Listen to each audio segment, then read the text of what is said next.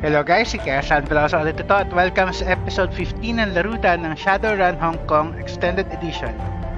So, tuloy natin yung game natin. So, last episode, pinag-aaralan pa rin na, in-investigate pa rin natin yung murders dito sa may, Whampoa Gardens. Hindi pa rin natin alam kung sino yung killer, pero ito, next objective natin, pupuntahan natin yung storm drains. Kumbaga ba yung parang sewers. Doon naman tayo mag-explore.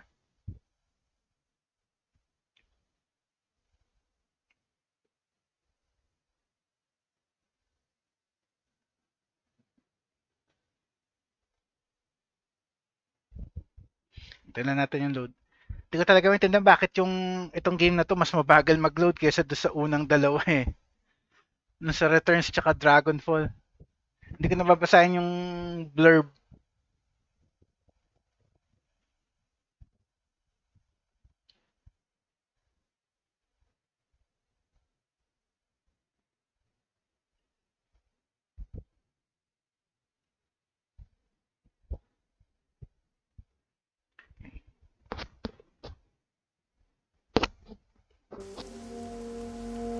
Okay, ngayon papasok tayo dito sa Storm Drain.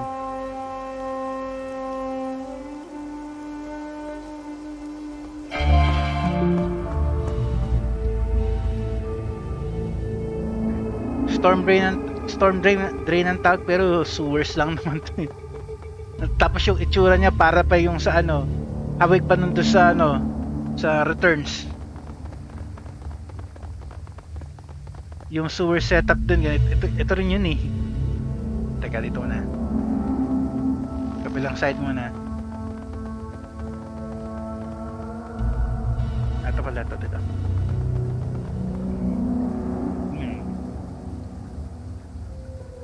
Body parts, pasaway. The disgusting pile of stinking human remains smells strongly of blood and the first stages of decay.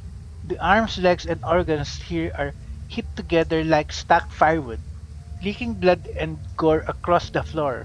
The parts contained therein appear to have been sliced away from the parent body, rather than torn or beaten. Judging by the clean edges on the cuts, the blade used to sever these parts was extremely sharp. Saway. This is a whole world of messed up tank. Isabel takes a moment to suppress a retch. You think the killer stashed this here? They're stacked. They've been organized. This is our killer, all right. Malamang. Looking closely at the pile, one part stands out. It's a severed forearm, and it's covered in tattoos. Words in a Slavic language and a shining lighthouse adorn the forearm, and ring-like images are inked on each finger. On the back of the hand, there's a skull inside a square. Whoever owned this arm isn't likely to be Whampoan, as the tattoos look like they were poorly drawn and inked by hand, rather than a machine, most likely Russian criminal tattoos. Yun lang? Okay lang. So, explore muna ulit tayo. Teka, dito sa taas naman. Ito.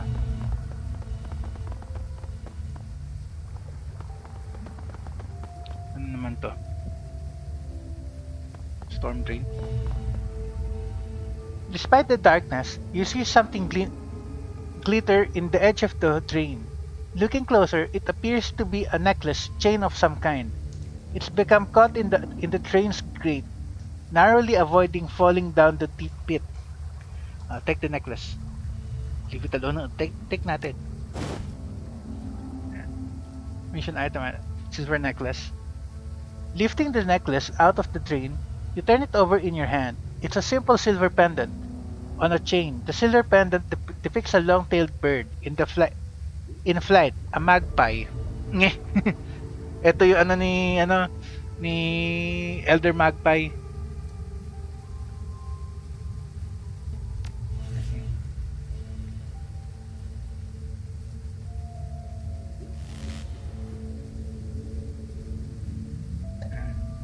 Silver necklace. This is a small silver necklace.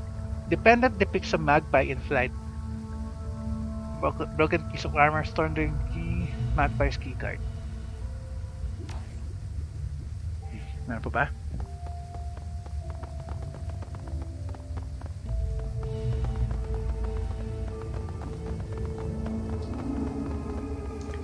Wala na.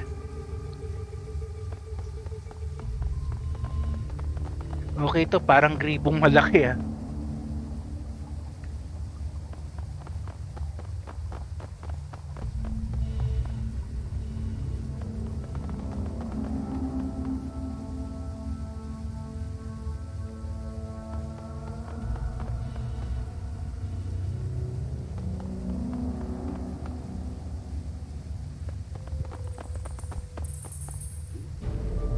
May mga tao dito ah. Wala kayo naaamoy namang ano, na malansa sa malayo? Ano ba yan? Kasi sa bagay, yung teritoryo nyo, no? Sewers. As you round the corner, you hear voices speaking just loudly enough for you to make out coherent sentences. The speakers are definitely not local. They speak with a slight Slavic accent, and their clothing is heavily armored. Around them are a number of crates and boxes, almost refilled. It looks like the group is packing up. Slavic, edi parang yung nando sa ano, yung main tattoo. Vasilisa. Mata sa pangalan ah. Yaroslav says the boat will be ready tomorrow morning. He's gotten everything arranged with the port authority. We move the goods to his warehouse. He'll handle loading them onto the ship, and we can get paid right then and there. The orc spits on the ground. I'll be glad to be done with this filthy place. I will, Galina. I will too. I hate having to hide in these damn trains. It stinks down here. I can hear the devil rats running down the walkways. It's a mess and it's disgraceful. We shouldn't have to put up with this bullshit. And Alexander still isn't back from his little trip. We'll have to leave him behind if he doesn't get back soon. Alexander. Hindi kaya yun yung nakita natin kanina na ano? Bangkay. I know, Galina. Until Andre says we're in the clear from the triads, we can't be seen with the goods on the street. They find us, we go back to Vladivostok in sausage casings. Those red dragon mudaki don't screw around when it comes to protecting their turf. Who knows? Maybe Alexander was stupid and they caught him. Either way, we'll have to lug this crap through the trains for a few clicks. Malamang yun nga yun. Several boxes near the two women bear a distinctive label, a magpie in flight. The same emblem you saw stamped on Magpie's equipment in her shop. The orc woman sniffs the air suspiciously, and her eyes dart forward to the dark tunnel you stand in. Before you have a chance to get out of sight, she locks eyes with you. A combat ba? Sana hindi. The orc lifts her chin and as she regards you, cracking her knuckles. What have we here? A curious little pest? Come looking for things that don't concern him? What do we do with pests, Galina? Galina puts a hand on her shotgun's barrel.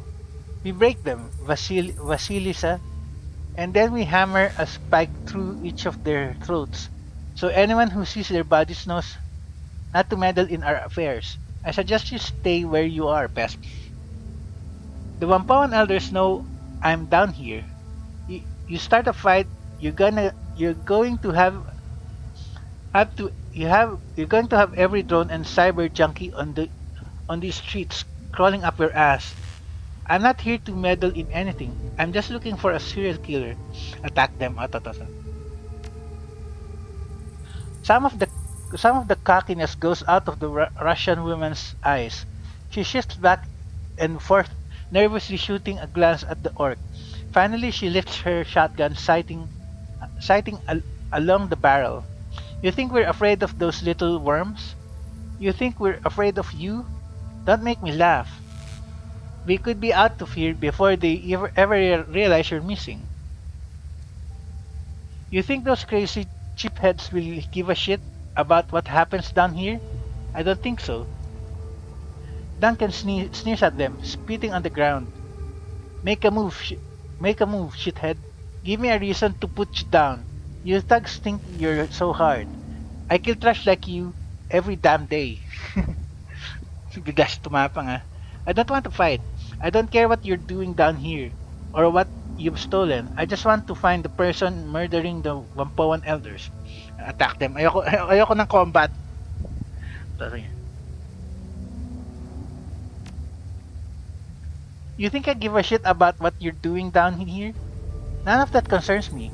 So why the hell should we let you live? Because I know what happened to Alexander. Etiquette gang. Audrey is obviously the... Andre is obviously the vor here. You're just enforcers, and he doesn't want a scene while you're in Whampoa Garden. Wala tayo etiquette academic. Look around you. These storm drains act like resonance chambers. The exits on the street will be like the mouth of a trumpet. They'll care if they hear gunfire on their turf. Strength. Try it. I'll feed your face to your friend over there. Hope and goodwill. Ito mas highlighted pero sige, sabihin natin baka nga si Alexander yung yung nakita natin. So sige. Vasilia's eyes narrow. She hisses her words through her teeth. If you so much as touch him, your suffering will become the stuff of legend. I promise. Where is he? Chopped up in a pile of body parts. The serial killer I'm looking for killed him. A good baby.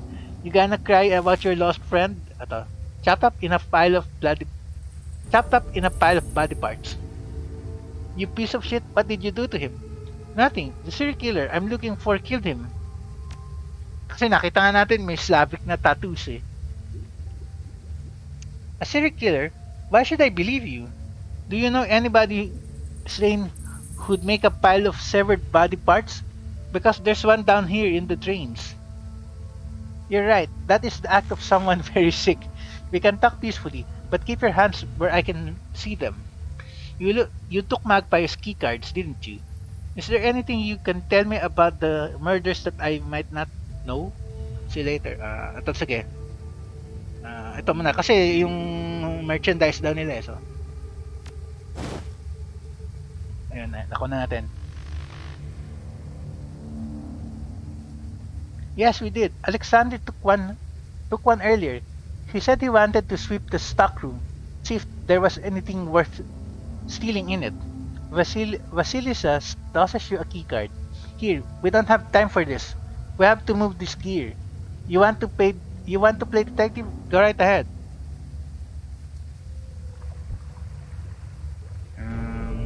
So nakuha na natin yan, pero teka, ano to? Whampoa Gardens. Teka, save ko lang, kakausapin ko muna sila ulit. Okay.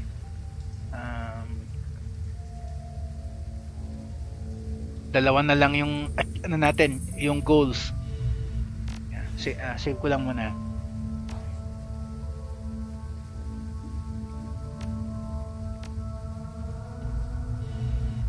Tapos kakausapin ko muna sila ulit.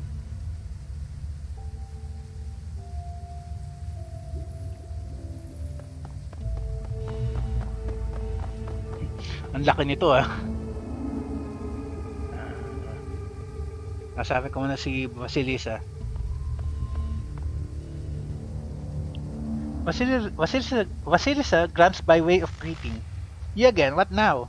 Is there anything you can tell me about the murders that I might not know? You think we get out a lot? I wouldn't have even known there were murders if I hadn't bothered to come out to get some soy gas last week. It's none of our business and isn't our problem, and I like it that way. Okay. Sige. Okay. Ano tong exit na to? Saan to? Whampoa Gardens. Okay. Exit tayo dito.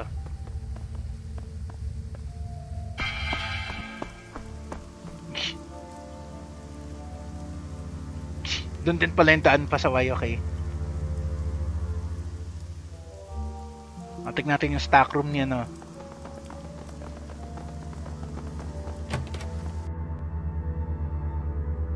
So may stock room.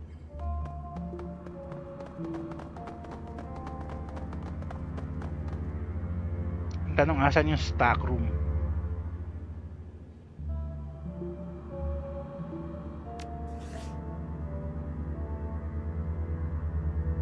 Hindi dito. Baka sa labas.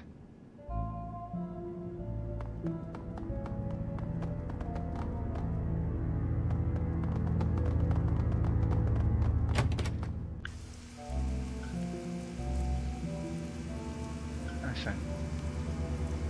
Ito?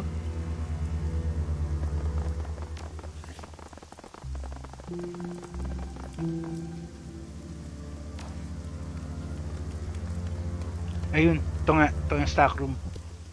Sa tabi ng storm drain. Save muna natin just in case.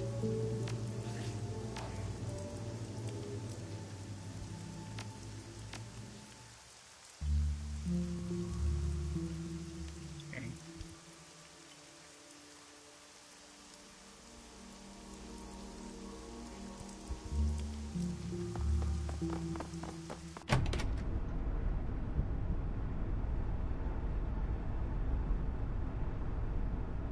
Open door.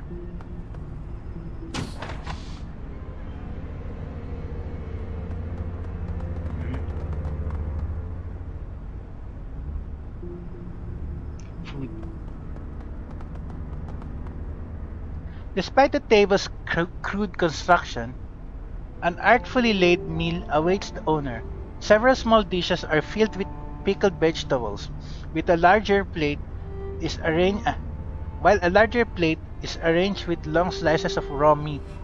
The meat pale is a pale pinkish white, like raw pork, and is covered in a light soy marinade. Ano, may tao? Poking at the raw meat, you discover that it's surprisingly tender. What's more, it has the faint aroma of marinade, as if deliberately prepared. Eat some. Wag na. I leave the meat alone.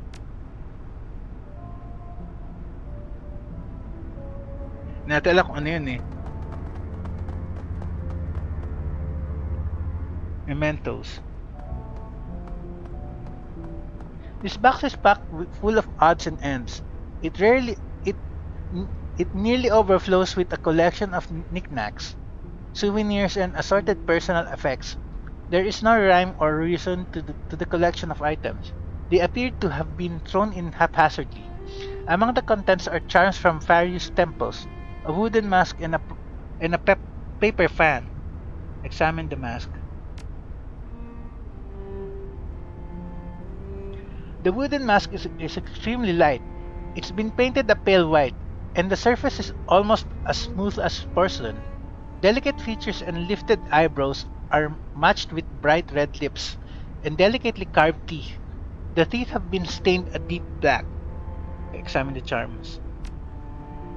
The small charms are square cloth packets, each approximately 1 inch wide and 3 inches tall.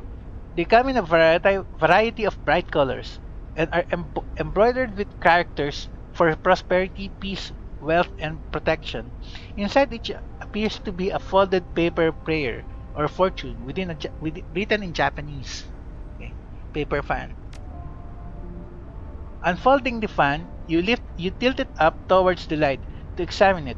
The image depicts an East Asian city from the 19th century or earlier, curved roofs at sunset beside the deep blue river. Two ships sail down the river, which is in turn spanned by a long wooden bridge. In the foreground, laborers carry buckets along the shore as a man on horseback rides in the opposite direction. In the distance, a pair of large red buildings dominate the skyline, the city skyline, on large temple, one large temple hall and a five-tiered pagoda. They leave the box alone. As you step away from the box, you hear a slight click in the distance, the sound of the door's shutting. You are no longer alone in the stockroom. Ano, may tao? Oh, sino to? Standing before you is a man clad in heavy armor and bearing a katana on his hip. His skin is as ashen gray, his eyes dead white. His teeth are jagged and appear quite sharp. This is no man, this is a ghoul. Ano siya, ano? Uh, Ghost samurai. Crap, anong itsura yan? Gaichu. The ghoul's blind eyes search back and forth as it regards you. It cannot see you, but you have a sense that it knows exactly where you are at all times. Ah, a hired gun, no doubt brought to bear against me by the Whampoan elders, a means by which they can lift the curse plaguing them. I salute your tenacity, but I wonder, will you hear me out before raising your weapon to kill me? You're a ghoul and you're talking. You don't seem interested in eating me. don't, don't even think about attacking me, ghoul. Um, zombie ghoul. Yung mga zombies nga pala dito tawag ghoul. Okay. You're a ghoul and you're talking? Yes, I am not only talking, I am reasoning as well. And since you have not attempted to kill me, your own higher faculties are engaged. I am a curiosity. I am a curiosity to you. The ghoul bares his teeth, breath rasping over them as he inhales. You wish to know not only what I am, but what I have done. As for who, you may call me Gaichu. I know who you are. You're the one killing the Whampoan elders, but you're still a serial killer. Um, ito na lang sige. Parehong option eh. You're correct. I have killed all of the Whampoan elders to date. The only elder magpie was according to my initial plan. I regret the deaths of the other elders, but it was necessary. Uh, what does Gaichu mean? Explain yourself. This affair began simply enough. As you may surmise, I am not someone who can be seen in public without great risk. Whampoa Gardens is an excellent place to hide. No police or triad presence, and minimal interest in things that lurk in the shadows. Unfortunately for me, Elder Ning discovered me through communication with her spirits. Rather than kill or chase me away, she came to me with a proposition.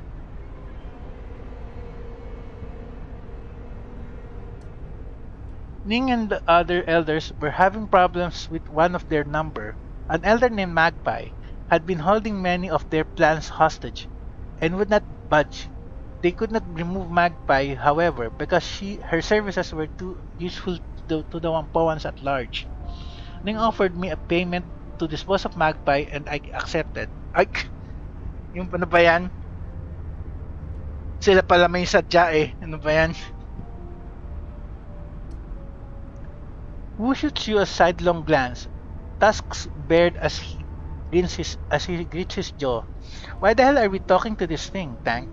It's a goddamn ghoul, and you know what they're like. Hindi, ano siya eh. Meron siyang reasoning eh. Meron hindi naman siya ordinaryong zombie eh. Really? What pray tell am I like? All teeth and claws and bad manners, I expect? Gaichi's tone is amused, despite the harshness of his rasping voice. Really? You wanna check jokes? You wanna crack jokes? You cannibal? Wu takes an involuntary step forward, raising his rifle. You're the kind of monster that would devour a family just because it's convenient. Remember the 162s, Tank? He's just like them. The 162s were a gang. Wu, in the Barrens. What do you say to that, Ghoul? Sige to. Like that makes a bit of difference. Go on then, talk to the monster, but I'm keeping my finger on the goddamn trigger. Parents, so parang reference yun sa kwento ni Jake Armitage. Kasi mga zombies doon, ano rin sila eh. Ito, kakampi sila ng mga ng mga, ano ba yun? Yung mga vampira, ano bang group yun? Yung Dark Blade. I believe that we were speaking of the elders' plans to have me killed Magpie. To have me kill Magpie. Surely you must be a little curious about that. You didn't clean up all of her blood. I found some in her train. Unfortunately, I had thought I was careful enough. Having it on my hands must have obscured my sense of smell enough that I missed the last remnants in the drain. I disposed of Magpie's body by emptying the blood in her bathroom. Then I cut her up into more portable piece, porta- portable pieces. Those were placed in a plastic tarp, which I took to the storm drains and hid. Gaichu nonchalantly waves a hand, his tone flat and unconcerned. It's unfortunate, but my survival depends upon consumption of raw meta-human flesh. Letting such nourishment go to waste would be a foolish error. Buti hindi ko tinikman yung yung meat na naka doon sa But why kill the other elders then? That doesn't explain everything. Attack. You're still a murderer, and I have a job to do. But why kill the other elders then?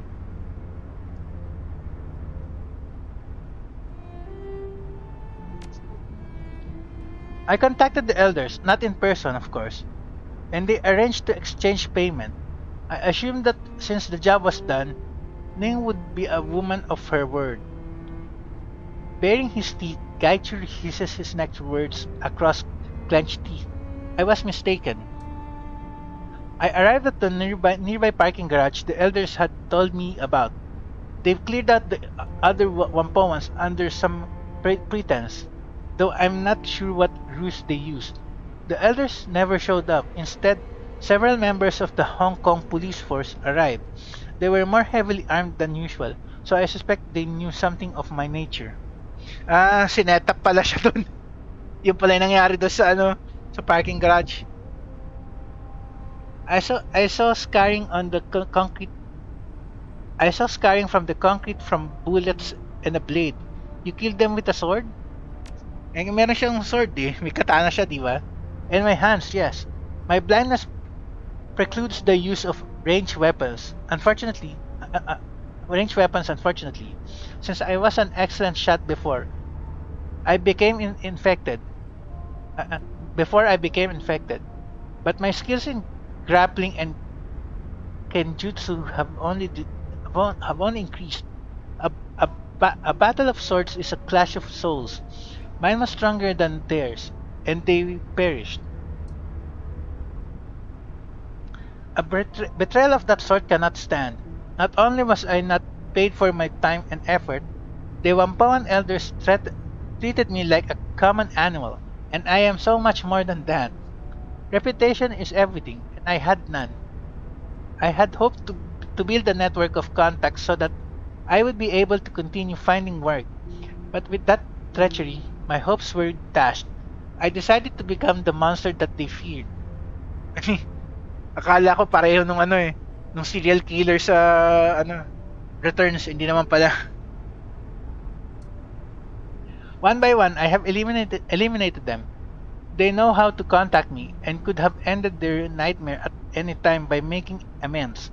I would have asked for more money, but I would not have ceased my hunt. Yet they did not. Instead, they contacted you, no doubt asking you to eliminate me where the police had failed. So I ask you, what now? What will you do? Will you attempt to finish what the Whampoans started, or will you treat me like the same human, or will you treat me with the same humanity I have shown you? Let me ask you some questions. I made my decision. Actually, kakampi ko sa kanya pero magtanong muna tayo ng questions. Let me ask you some questions. Very well. What would you like to know? Did you eat the elders? Is this from your armor? Why would the elders have you killed instead of paying you? If I let you live, what will you do? Ito na. Did you eat the elders? Some of them, not all. My condition requires that I consume raw metahuman flesh. I do not require a great deal to survive, perhaps 3 to 4 pounds per week. Consequently, there is vastly more supply than demand. Is this from your armor? Yes. I felt a ragged edge on one of yes. I felt a ragged edge on one shoulder blade. I assume it was removed when one of the police officers shot me with his rifle. The hazards of war include unkempt attire, unfortunately. Why would the elders have you killed instead of paying you? Magandang ang tanong yun. Any number of reasons. They are notorious cheapskates and will always try to save money when dealing with outsiders. It could be their natural inclination towards profit. They may regard me as subhuman and therefore unworthy of respect. It could be that they felt I was too dangerous to allow to live. It could even be this. It could even be simple that it could even be that they simply did not like me. Kasi nga ano ka eh, zombie ka eh. Pero at least hindi ka ano, hindi ka ano, hindi ka mahilig sa brains.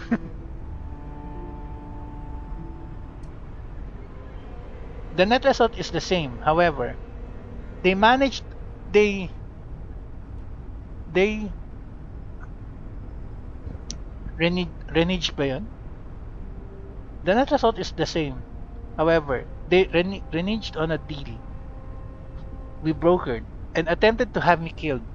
A message must be sent. Blood must be paid, as they have hired you to kill me. They have obviously not learned their lesson. Okay. If I let you live, what will you do? Magandang tanong yun. Kill the rest of the elders and anyone else they sent to exterminate me. It is a matter of survival. Should I ever have the opportunity to work freelance again, potential employers need to understand the price of betrayal. These murders are my curriculum vitae in revenge. Okay, yeah. I've made my decision. Oh, what then? What then will you do? How will this story end? Come and work with me. I can be your face. Attack. Ito. A curious offer. And what of the elders? Will you allow me the satisfaction of killing them? I want to see that they have I want to see what they have to say first. I haven't decided yet. Of course, as you said, reputation is everything. I want to see what they have to say first. Ito muna. I would counsel you not believe their words. But you have the sound of one who is wary as a matter of course. Very well. Let us wait until a bit later in the night. Most pedestrians will be off the street, and it will be easier for us to approach the Whampoa without being noticed. Sounds like a good plan.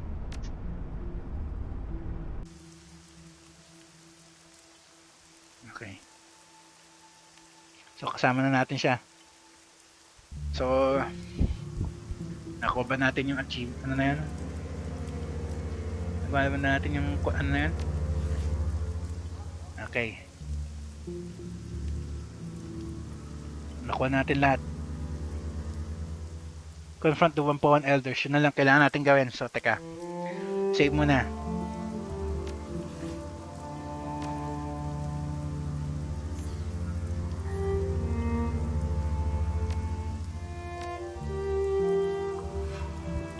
Kaya pala gumawa ng backup save guys para if ever magkamali ako, pwede ko ulitin nang hindi hindi ginagalaw yung main save file natin.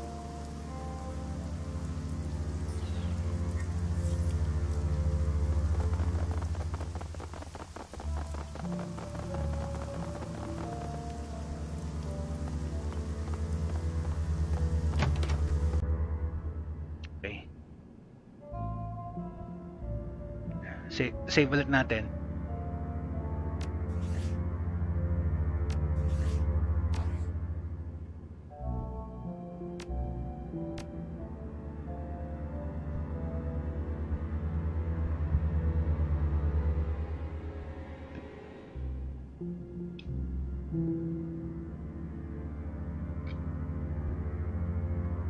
Okay, yung recipe niya galing ah. Karne ng tao na lagyan pa ng lagyan pa ng toyo. Okay. Elder Ning. Elder Ning. As she approached, Elder Ning's eyes widen. Her mouth falls open, and the veins on her neck bulge. What are you doing? You brought this thing into our home. Quick, kill it before it kills us. Okay, yeah. Kill it with fire.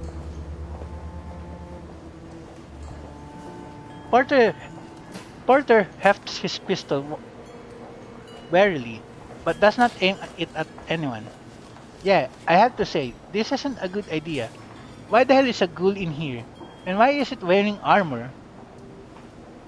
Calm yourselves, I am not an it, and your elders know this intimately. Gachi bares his teeth in a rictus grin as he turns to face Ning. Good evening, Elder Ning. I can smell your fear, and I'm glad of this. It means you are leaning the price of betrayal. You are learning the price of betrayal. Whoa, whoa, what the hell is going on here? Can someone explain to me why the ghoul is talking? Gaiju had a contract with the elders, and they betrayed him. The elders have been lying to the rest of the Whampoans. Attack. You know what? Let's just kill them, Gaiju. Gaiju had a contract with the elders, and they betrayed him. You dare to accuse us of conspiring with the monster and covering it up? You're insane. The very idea is preposterous. Typical na Chekwa. Defensive masyado. May kasalanan na nga, ayaw pa umamin. Porter nods at the elders, looking back to you with a wary expression. I'm interested to hear what kind of evidence you have to support this theory, Tang. As far as I can tell, this monster killed Tong and the others, and that makes him a threat that should be eliminated. The elders hired Gaichu to kill Elder Magpie and make it look like she disappeared. They died because they betrayed Gaichu rather than pay him for the killing of Elder Magpie. You believe this vermin? This creature that feasts on meta-human flesh, that kills and dismembers our tribemen? You're a naive and foolish man, if that's the case. Ning spits on the ground in front of Gaichu. What proof do you have that Magpie is dead? Ning, please. In matters where an elder is accused of breaking our law, the other elders generally judge them. In matters where all of them have been accused, I am authorized to act as a judge. Make your case, Shadowrunner. I found Magpie's necklace in the storm drains. There was a large amount of blood in her shower drain. She hasn't been seen in a month. Not by anyone. She wouldn't just disappear like that. I found Magpie's necklace in the storm drain. Nakita nga natin. Porter takes a moment to examine the necklace. The necklace. He nods at you. This is definitely Elder Magpie's. If you found it in the storm drain, that's suspicious, but hardly proof on its own. Of course, it's not proof. The number of things lost down storm drains in Hong Kong must number in the tens of thousands per year. While unusual, it's hardly evidence of foul play. Ano ba yan? Necklace ng tao tapos hindi evidence, kalokohan. There was a large amount of blood in her shower drain. She hasn't been seen in a month. Not by anyone. She would... So what? Perhaps she cut herself and washed the cut off. Or perhaps you are mistaken about it being blood. You're simply guessing as to what happened. Denial ka pa no? Halata na eh. That's true. It's a guess. And even if it's her blood, that doesn't prove that the elders hired the ghoul to kill her. Porter gives Elder Ip a sidelong glance. The elders have always protected Whampoa Garden to the best of their ability. She hasn't been seen in a month. Not by anyone. She wouldn't just disappear like that. That may be unlikely, but it's hardly impossible. You haven't established that the elders were involved. All you've done is make suppositions about it. What proof do you have that we hired and betrayed this creature? I won't sit by and listen to idle accusations without any kind of concrete evidence to back it up. What about the fight with the Hong Kong police force? May point nga yun. How do you mean? What does that have to do with the elders and the cool? The evidence in the garage points to a fight with someone using a sword. This is a piece of Gaichu's armor I found on the garage. The markings on it prove it. You Whampoans don't allow police inside the area. Why make an exception this time? Uh, uh, Tama, ito muna. Hindi. Ito muna. Yung ano, mas ano to eh. You point out the armor's markings to Porter, and he nods with some satisfaction. This is from his armor, definitely. But how does it prove that the elders knew of the cool's existence? The police officers were abnormally armed and armored, with much heavier gear than a normal patrol. They were armed with armor piercing, discarding sa- with armor piercing discarding sabot rounds. That's hardly standard issue. Lesser weapons wouldn't have broken the armor plate. If all they were looking for was a common fugitive, why be prepared for a fight of that magnitude? Obviously, they knew what they were searching for. That doesn't mean we did it. We did. Actually, may point nga yun kasi paano nila malalaman kung ano yung kalaban kung hindi may magsasabi? Sobrang ano sila eh, sobrang armored eh. Sobrang handa sila eh. So medyo kaduda-duda yun. The evidence in the garage points to a fight with someone using a sword. We allowed the police into Whampoa Garden because they were hunting someone. They never told us who or why they were looking for their quarry. It didn't have anything to do with us. Talaga lang ha. Eh bawal nga ang pulis dyan eh dahil nga hawak ng mga triads eh. Ano ba yan? Sinungaling. Gacha hisses through clenched teeth. Addressing Porter Lamb, I was only in the garage to collect payment from them. The ordinary residents were warned of the Hong Kong police forces arrival and were gone by the time I arrived. That's suspicious, I admit. Porter regards the elders for a long moment. It still doesn't prove the elders knew it was the ghoul.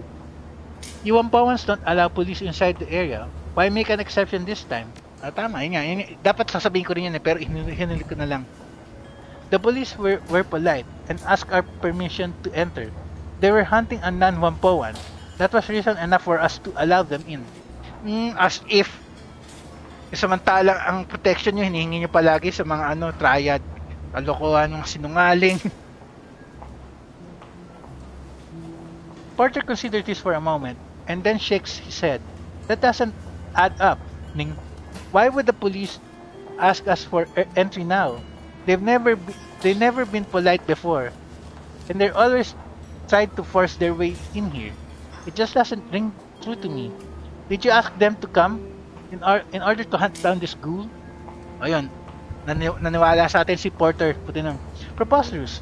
Porter, you know what our community is like. We wouldn't lie over something like this. This ghoul has been lying the entire time, trying to cover his tracks. He still brutally murdered several elders. That's true. Those murders were vicious and cruel. Porter fixes you with a hard stare. I don't see any way to explain that away. This ghoul is a monster for how he killed Tong and the others. Tong wasn't tortured. There was no astral residue of pain or fear. He didn't even feel the blow. The scene of Tong's murder, like the others, was a deliberate sham. It was made to look more horrific than it was. So ito, kaya nga natin sinama si kasama natin si si Gobet. Nalaman niya na hindi si Tong eh. Hindi naman traumatic yung pagkamatay niya eh. That's correct. I struck a single blow while his back was to me. His death was instant. Regret, regrettable that he had to die for your folly, Ning, but necessary to protect my reputation. Ning glares at Gaichu in stony silence before addressing Porter. You cannot believe what these people say. They are not to be trusted. And even if this is true, he still killed Tong. O so yun, umamin ka rin. Okay. Timer na guys, pero tapusin na natin to. Porter looks back at Ning, his expression flat and without emotion. Maybe so, Ning, but a monster would not take Tong's suffering into account. He may be a killer, but he's not heartless. The scene of Tong's murder, like the others, was a deliberate sham. It was made to look more horrific than it was. I believe you. The blood smeared on the walls, the removal of his skin, that scene designed to evoke horror, not the scene of an actual fight. Elders, what do you have to say in response? Buti naman. This is a farce. We have dedicated ourselves to protecting the Whampoan tribe and everyone who lives in Whampoa Garden. Do you really believe outsiders and monsters over our word? We who have only tried to end the killings. You've been duped, Porter. You and this Shadowrunner. I concur, Porter. You know me. You know the kind of person I am. I wouldn't be party to the killing of another elder. Hindi nga ikaw eh. Ang problema si Ning eh. I cannot believe we're even entertaining the notion that we have to defend ourselves. We should be disposing of this school instead. Tang narrows his eyes at you, missing. If you think I'll forget this, you're sorely mistaken. I will not tolerate this kind of insult. The elders were all too happy to have the Red Spears move into the garage, almost like they wanted to keep anyone curious about the fight away. Magpie's gear was missing, obviously missing. Why didn't Ip tell me that?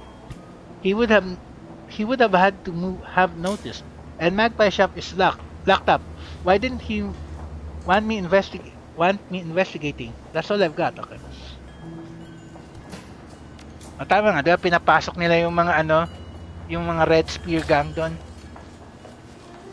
That's right. If you even told me not to go find out what happened with the fight. You said the Red Spear gangers were moving in and to leave them alone. Why would you tell me not to look into it?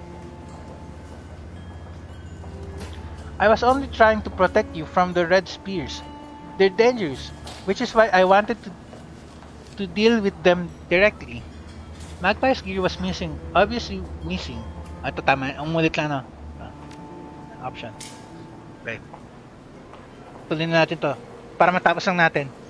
Fears of hindi naman tayo pwede mag-save kasi in dialogue eh. Fears opposition. You think it proves something that I didn't notice equipment was missing?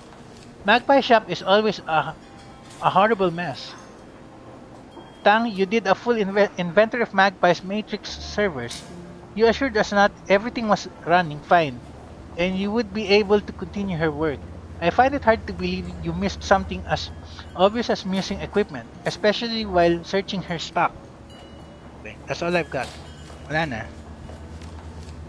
Alright, I think I have some idea of what's going on here.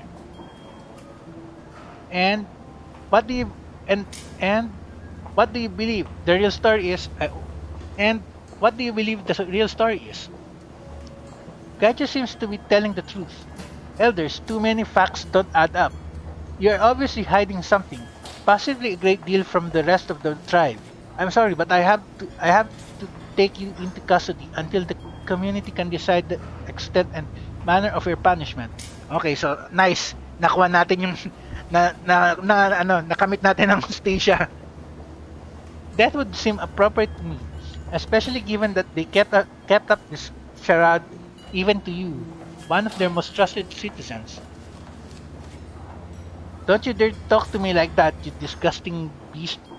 It begins to raise his weapon. Porter reaches out to stop him, Ip reluctantly stops. Ip, no. Don't make this any worse than it is. Porter turns to face you. Thank you, Tank. I'll make certain that justice is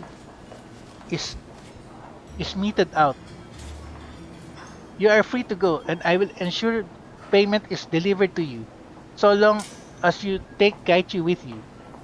I can't have him staying here. He'll be coming with me. Wait a second. The elders need to pay for what they've done. Okay, ata. He'll be coming with me. Okay. As you exit the Whampoa, as you exit the Whampoa into the sweltering night air of the Kowloon streets, Gaichu turns to face you. I confess, I am unhappy with the decision to allow the Whampoan elders to live. We should have killed them, if for if for no other reason than to maintain our reputation. That's why I let them live. That's not how. That's why I let them live. That's not how we do things. If you're going to run on this, if you're going to run on this team, you have to learn to accept my decision. What's done is done. Let it lie. Let it lie. Uh, Tama na. That's why I let them live. That's not how we do things. Gaichu bows to you, head held very low. I can accept this. I am unused to working with Shadowrunners and assumed you would see things as I do. Hopefully, there is much I can learn from you. Oh, nice. Meron tayong bagong kakampi. Kaya lang, zombie. Okay, ah. Shall we leave this place? I am eager to be done with Whampoa Garden. Okay, so nakuha natin yung mga ano. Dalawang karma lang? Lahat ng effort na yun, dalawang karma lang? Anyway, sige, 4. Bago natin end yung episode, teka. Return to Heyoy. Okay, bago natin tuloy, teka. Ano ba kukunin kong skill? Weakness.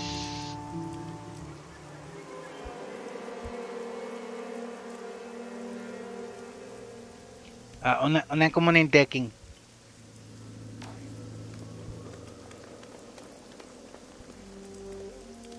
Intelligence muna.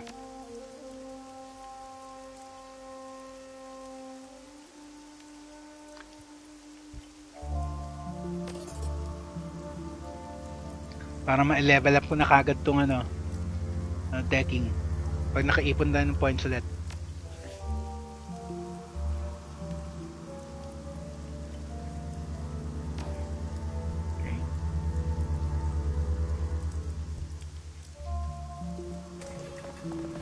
Lagay ko lang dito sa tapat ng pinto para alam ko kung saan tayo pupunta ng next episode. So, ayan. Save. Tapos end ko na.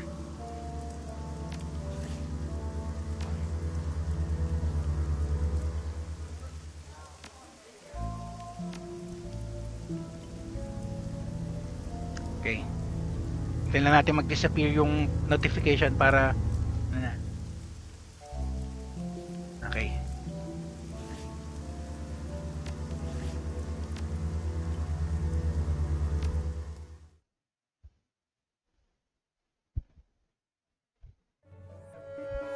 Okay guys, Kersan Velosa signing off. Next episode ulit.